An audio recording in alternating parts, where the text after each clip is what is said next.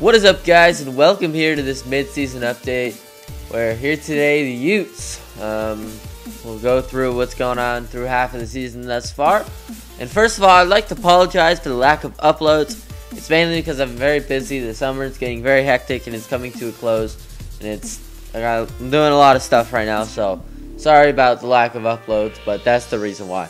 So, anyway, let's get back to the college football. So, next game comes against Oregon State, as Oregon State only 1-5 this season. They're not too good this season. But let's check out how we have done this season.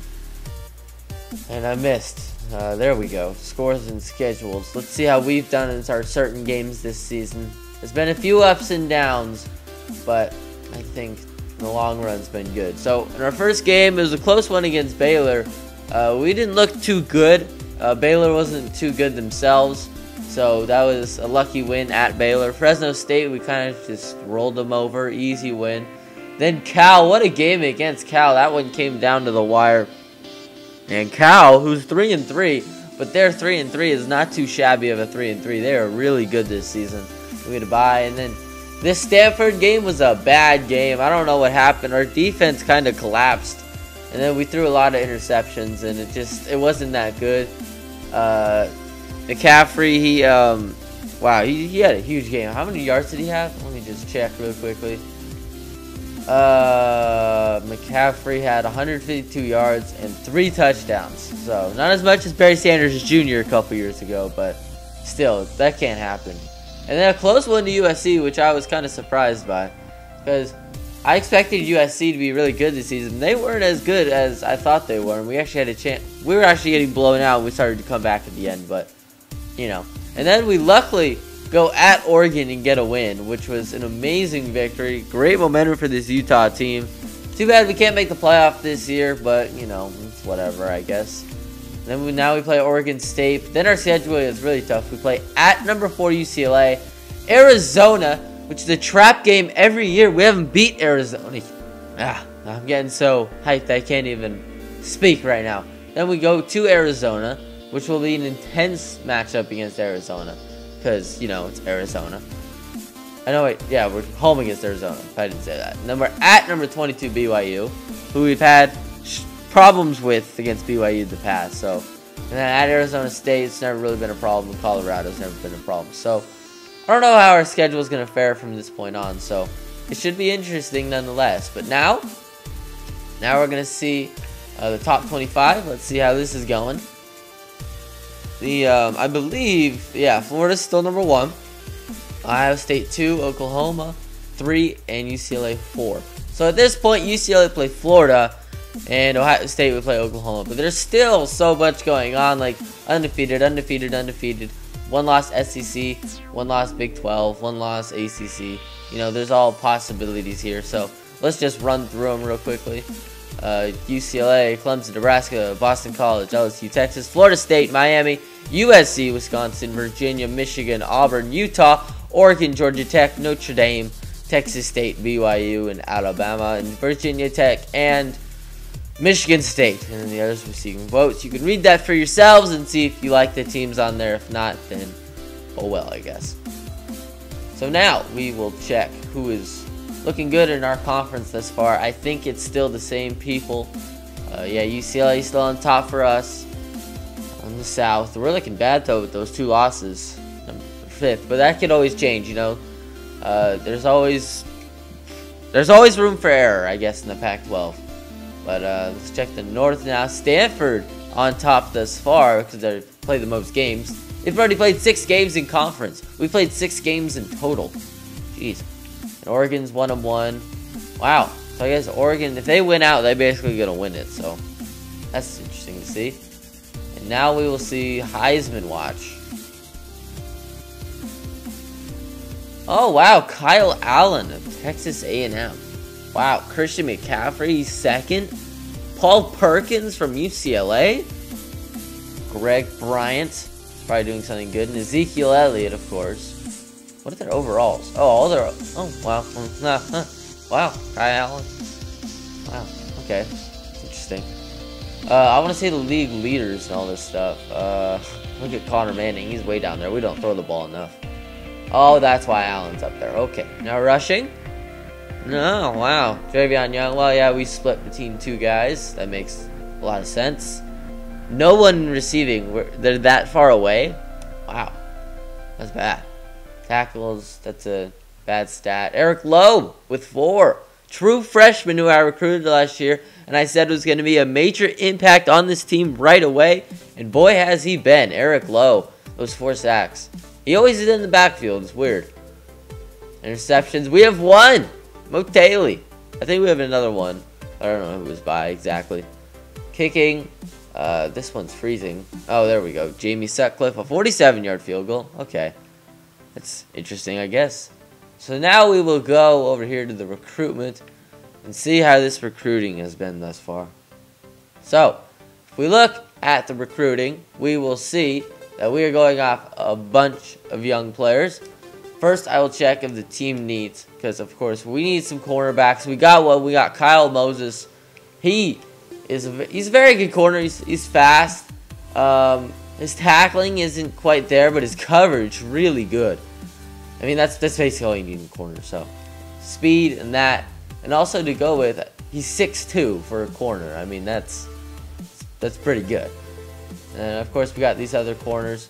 No, I'll take any of them, but none of them really compared to Kyle Moses, because we have four senior corners. I'm pretty sure. That's a crazy amount. I don't even think we need that many. All right, and then we will check. Let's just check, see who we got committed. Thus far, Isaiah Williams, I believe he is the speedy receiver. He is got 96, kind of like Wesley Johnson, but he can't catch as well. So with Johnson, that's his problem this season. That's why he's not playing as much anymore. He started this season playing a lot, but now he's not playing as much because he just can't catch the ball. Then we got an offensive tackle who's an absolute gem. This guy's big. He's fast, or fairly fast, for a big guy. He's very strong, and the numbers speak for themselves. Got a kicker. Of course, you need a kicker. Won't play Jamie Sutcliffe because Sutcliffe is doing well, I guess. So, but Sutcliffe's a senior, so he's gonna be gone. Quincy Robinson, kind of a bummer. He's not the greatest prospect out there. I mean, he's fairly fast. He's agile. And he can jump a little bit, but the catching isn't as where I'd want it to be for someone who's not as electric as like an Isaiah Williams or Wesley Johnson. And of course, Kyle Moses, who we already spoke about. And then if we scroll up to the top, we will see Dan Hunter, the guard we're looking at. Run block is the main thing because we run the ball more than probably any other team in college football. Middle linebacker, Lee Bowling. He is a power hitter, and he can deliver the blow. He's actually pretty agile for a big old linebacker. I believe he's big though, right? No, he's not. Wow. He's 234 of all 6'1". The #1 middle linebacker. And we're right there with Alabama. So, that proves that this recruiting has gone well thus far. So now we will go back. Cornerback, Willie Wright. And, these are some just other players, Robert Harris, Carlos Callahan. I don't know why I said Calhoun. Huh. Jeff Henry. This is an athlete I was really looking at. I didn't know where to put him, though. I mean, he's got, I would probably put him more at a safety or, I don't know, though, because, he could play corner. He's definitely really good at coverage. He can throw the ball really well, actually, just surprising. He can't catch the ball, but he would be great for a defensive back core. And he's pretty big, I would think. So he's 6 foot, not whatever. No one cares, but I don't think we might not get him. Arizona's had that lead for a while, and he might commit soon. So that's kind of disappointing, but we will see. Yeah. Oh well. So now. These are just other fill-in players. Oh, who's this? Why haven't I... Oh, because he's already committed. Right, yeah. Let's take these away then. He's basically already committed. I could put points on him. Wouldn't do much, though. And those are the main guys I wanted to show you in recruiting. So, these that want to see the recruiting, that was it. That was what we've gone through thus far. What else can we do? I mean, I think we've done everything. Let's just check how everyone's doing this season, stats-wise. Connor Manning, who has more pass attempts than Kendall Thompson. 37 of 62. You know, those interception numbers. I mean, he's better than Thompson, but to be honest, that's just me making a lot of bad decisions. This yards per game is horrible. It's kind of funny, actually. Completion percentage isn't good either. But Connor Manning gets sacked a lot more. I don't know what that's all about. So, running the ball is, you know, of course, it's just Dravion Young and Adrian Anderson doing their thing.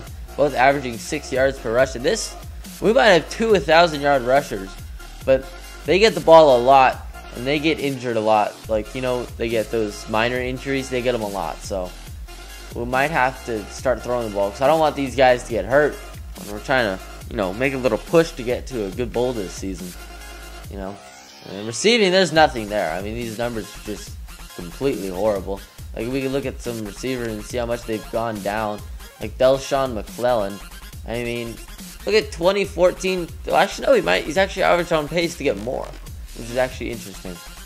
Maybe, we ran the ball a lot more last year, but the first season, we threw that ball a lot. Made a lot of mistakes. That's why we didn't even make a bowl.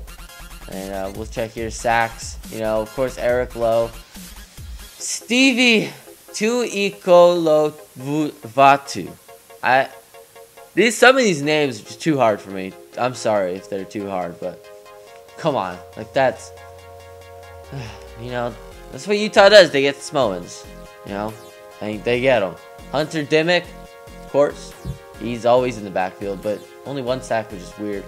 Reginald Porter has a sack, and then Thor! Ketoa. I love Thor. I love that name. He's only a sophomore, so I'm going to say Thor for a whole lot longer, so that's fun. That's fun. And, I believe that's it. That's all I wanted to show you guys. I guess we can check the interceptions. Who was the other one? It was Justin Thomas. He's a senior. He's a senior? I thought he's like a freshman last year. Jeez, time flies, I guess. Wow. Alright, guys, so I hope you guys enjoyed this mid-season update. If you did enjoy the video, please leave it a like and subscribe if you are new here. Oh, wait, I need to go over to the next game. In this game, of course, he's picking us, but they're a very offensive team, I just realized.